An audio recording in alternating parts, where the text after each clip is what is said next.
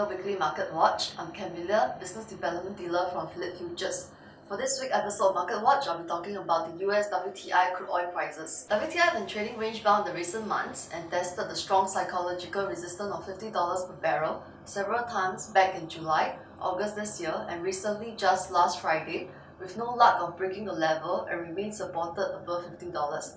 From the chart, we can see that WTI is currently hovering very closely to the $50 per barrel range. So if WTI were to break $50 per barrel and trade above the level for a period of time, this will be a strong indication that prices might trade higher from there.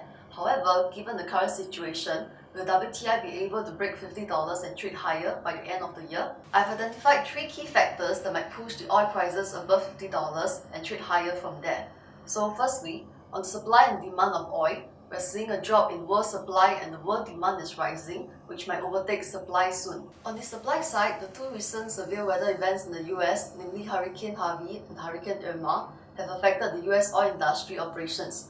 We're seeing that the disruption in the local oil market in the US Gulf Coast is easing daily as oil refineries are restarting, and the hurricane's impact on the global markets are likely to be relatively short-lived.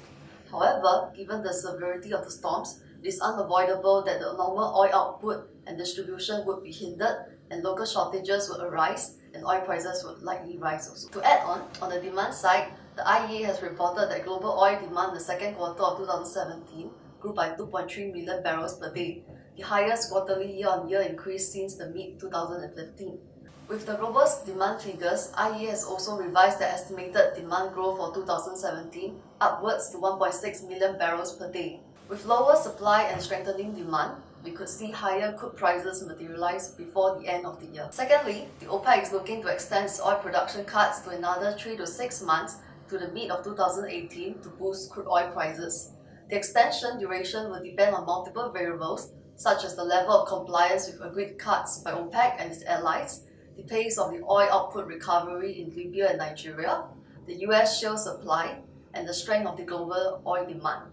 The next OPEC meeting is scheduled on the 30th of November 2017 in Vienna. According to IEA, the 12 members bounded by the OPEC supply pact raised their compliance rate to 82% from 75% during July, and for the year as a whole, their compliance rate stands at a high at 86%.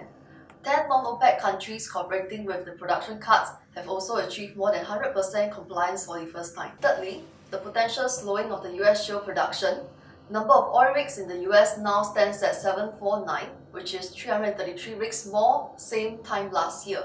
Although the number of oil rigs are still up significantly year on year, the increases slowed in the second quarter and have actually reversed in the third quarter. The first quarter saw 137 oil rigs added in the US, while the second quarter saw 97 oil rigs added, and in huge contrast, the third quarter so far has seen the total number of rigs decrease by 7.